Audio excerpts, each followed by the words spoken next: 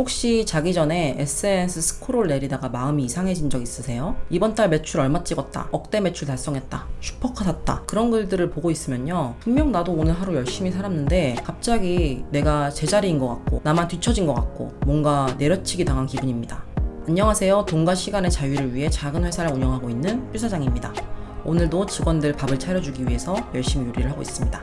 오늘은 좀 부끄러운 이야기를 해보려고 해요. 남 잘 되는 거 보면서 배 아팠던 제 이야기요. 그리고 이제는 그런 자랑들을 봐도 예전만큼 흔들리지 않게 된 그 이유도 한번 이야기를 해보겠습니다. 제가 지금 기업의 문화예술을 활용한 팀빌딩 강의를 하는 업체를 운영하는데요. 사업한 지 17년 정도 되니까 중간중간 창업 강의나 마케팅 강의도 함께 진행하곤 했어요. 보통 이런 창업 강의나 마케팅 강의는 기관이나 학교에 나가면 1시간당 한 30만 원 정도를 받으니까 꽤 괜찮다고 생각했는데요. 인스타를 보니까 비슷한 SNS 마케팅을 알려주시는 분이 종종 매출을 공개하는데 보고 깜짝 놀라게 되더라고요. 한 달에 몇천 몇억을 벌어서 서울에 한강이 보이는 비싼 집을 구매해서 한강뷰를 보여주는 걸 보면 기분이 참 묘하더라고요. 나랑 전혀 다른 일을 하는 사람이 100억 벌었대요. 그럼 그건 별로 안 부러워요. 아예 제조업이나 요식업 이렇게 아예 다른 업종의 이야기는 그냥 다른 세상 이야기 같거든요. 와, 대단하다 하고 넘어가요. 근데 나랑 똑같은 일을 하고 있는 사람이 나보다 잘 되고 있는 걸 보면요, 그건 정말 배가 아파요. 저 사람은 되는데 나는 왜 안 되지? 내가 뭘 잘못하고 있나? 내가 실력이 없나? 이런 생각이 꼬리에 꼬리를 물어요. 그래서 이런 글이 자주 보여서 제 마음이 심란하면 며칠이나 몇 주를 아예 인스타를 보기가 싫어서 안 들어간 적도 있었어요. 괜히 들어가서 보면 자격지심만 들고 기분이 나쁘니까요. 그런데 사람이 원래 그렇더라고요. 우리는 나랑 아주 다른 사람하고 비교를 안 해요. 나랑 비슷하다고 생각한 사람, 나랑 같은 자리에 서 있던 사람하고만 비교하게 돼 있어요. 그러니까 같은 업계 사장님의 매출 자랑이 유독 아픈 건 제가 유별나게 속이 좁아서가 아니라 사람이면 다 그런 거더라고요. 이걸 알고 나니까 일단 마음이 조금 놓이게 됐어요. 아, 내가 이상한 게 아니구나. 그러다 어느 날부터 그 자랑들을 조금 다르게 보게 됐어요. 가만히 뜯어보니까 이상한 게 있더라고요. 첫 번째는 그 자랑들이 대부분 뭔가를 팔기 위한 거예요. 매출 인증 글 밑에 뭐가 있는지 한번 보세요. 강의가 있고 컨설팅이 있고 전자책이 있어요.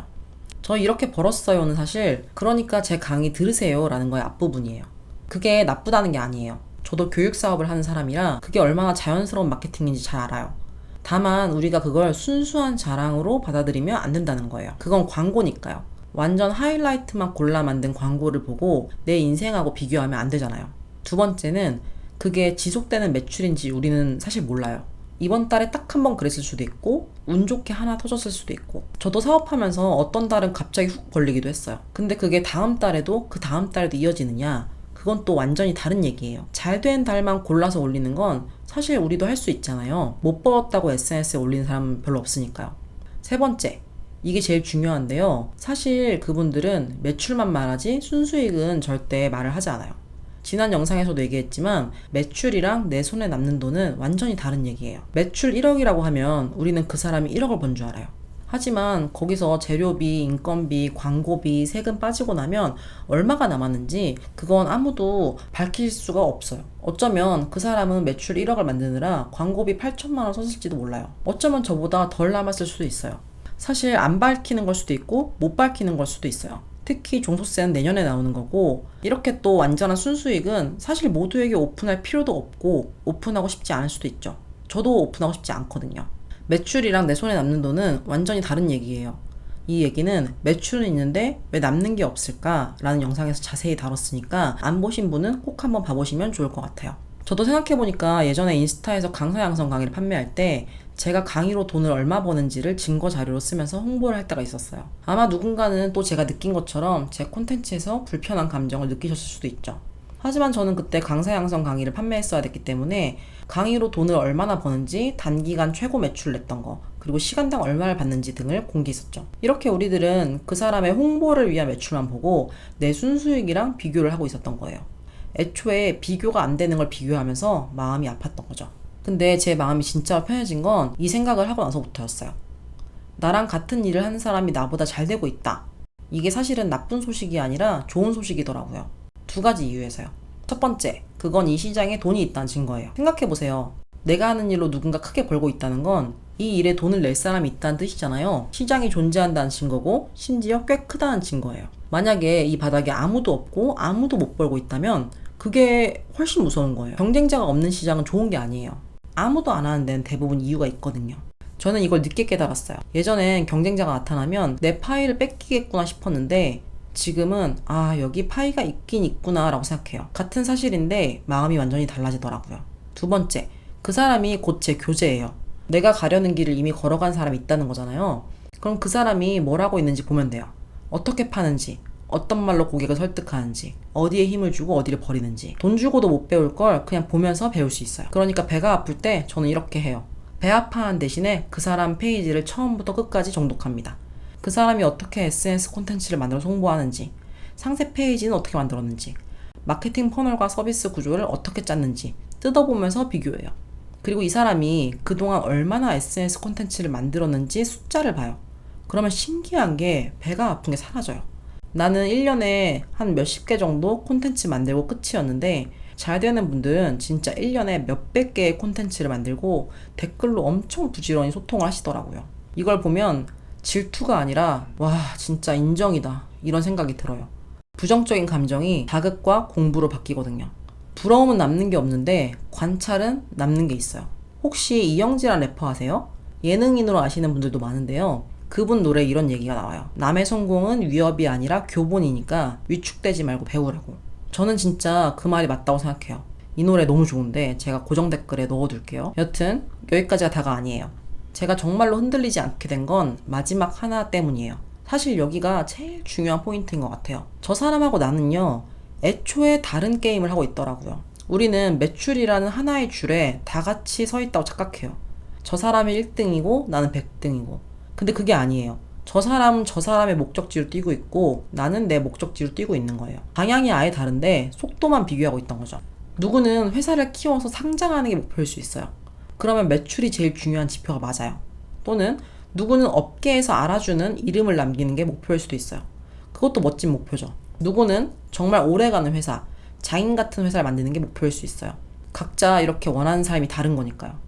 그런데 여기서 진짜 문제는요, 내 목적지가 뭔지 내가 모를 때예요. 목적지가 없으면 뭐가 되냐면 남의 목적지를 내 목적지로 착각하게 돼요. 저 사람이 매출의 목표니까 나도 매출이 목표인 것 같고, 저 사람이 확장이 목표니까 나도 확장을 해야 될 것 같고, 그러면서 남의 게임에 끌려가서 남의 기준으로 나를 채점하게 되는 거예요. 내가 원하지도 않는 시험을 보면서 점수가 낮다고 슬퍼하는 거죠. 저도 예전에 사업 초기에는 제가 스타트업이나 벤처를 하는 분들하고 네트워킹을 많이 했어요. 이쪽 시장은 매년 성장을 2배씩 해야 되고 순수익보다는 매출이나 시장 사이즈를 보는 곳이잖아요. 근데 그분들이 보시기에 저는 뭔가 교육이나 대행 쪽 사업을 하고 있어서 돈도 잘 안 되고 뭔가 부족해 보이는 거예요. 어떤 대표님은 대놓고 저한테 너는 사업이 아니라 장사하는 거야 하면서 저를 내려치는 분도 계셨어요. 사실 사업도 장사도 본인이 원하는 형태에 따라 다를 뿐인데 뭔가 그땐 사업이 장사보다 더 위대하고 대단한 일이라고 생각이 들었던 것 같아요. 그래서 그때는 매년 매출 늘리고 직원을 많이 뽑고 확장해야 좋은 줄 알았죠. 근데 그렇게 해보니까 저는 불행하더라고요. 저는 그냥 혼자서 또는 직원 1명 정도 두고 로우 리스크로 매년 크게 성장하지 않아도 안정적으로 저에게 남는 수익이 꾸준한 시스템을 원했더라고요. 아기를 낳고 보니까 더 이 방향이 저에게 맞았어요. 저는 일과 성장도 너무 좋지만 가족과 함께하는 시간이 더 소중하기 때문에 아기가 어린이집에 있는 몇 시간 동안만 집중해서 일하고 반복적으로 돌아가는 업무를 하는 게 저에게 훨씬 맞는 사업의 모습이더라고요. 이게 사업의 정답이라는 게 아니라 제 목적지는, 제 선택은 이렇다는 거예요. 이렇게 제 목적지가 선명해지고 나니까 신기한 일이 일어났어요. 남의 매출이 예전만큼 아프지 않더라고요. 저 사람은 저 사람 목적지로 잘 가고 있는 거고 나는 내 목적지로 가고 있는 건데 서로 다른 데로 가는 사람끼리 속도를 비교하는 게 그동안 왜 그랬지 싶었어요. 사업이라는 게요, 결국 나 혼자 하는 거잖아요. 특히 우리 같은 작은 회사 사장님들은 물어볼 데도 없고 잘하고 있는 건지 확인할 방법도 없어요. 그러니까 자꾸 남을 보게 되는 것 같아요. 남이 내 성적표가 되어주는 거죠. 근데 남은 내 성적표가 될 수가 없어요. 시험지가 다르니까. 그래서 오늘 하나만 부탁드리고 싶어요. 오늘 밤에 SNS 보다가 잘 나가는 사장님들 보면서 또 마음이 이상해지면요, 그때 폰을 잠깐 내려놓고 딱 한 가지만 스스로에게 물어봐 주셨으면 좋겠어요. 나는 대체 뭘 위해 사업하고 있지? 어떤 시스템을 가지고 싶지? 돈을 얼마나 벌고 싶은지 말고요, 그 돈으로 어떤 하루를 살고 싶은지요. 몇 시에 일어나서 누구랑 밥을 먹고 뭘 하면서 저녁을 보내는 삶을 원하는지, 최대한 구체적으로요. 그게 선명해질수록 남의 매출은 점점 흐릿해지더라고요. 저는 사업이 결국 행복하려고 하는 거라고 생각해요. 근데 남하고 비교하느라 불안하고 그 불안 때문에 조급해져서 이상한 결정을 하고 그러면 돈을 벌어도 행복하지 않잖아요. 그건 사업하는 이유가 없어지는 거라고 생각해요. 우리 서로 다른 목적지로 가는 사람끼리 굳이 속도 비교하면서 마음을 다치지 않았으면 좋겠습니다. 사장님은 사장님의 속도로 가시면 돼요. 오늘도 끝까지 봐주셔서 감사합니다. 그럼 뷰사장 채널을 구독과 좋아요, 알림 설정 부탁드립니다. 다음 영상에서 또 뵐게요. 감사합니다.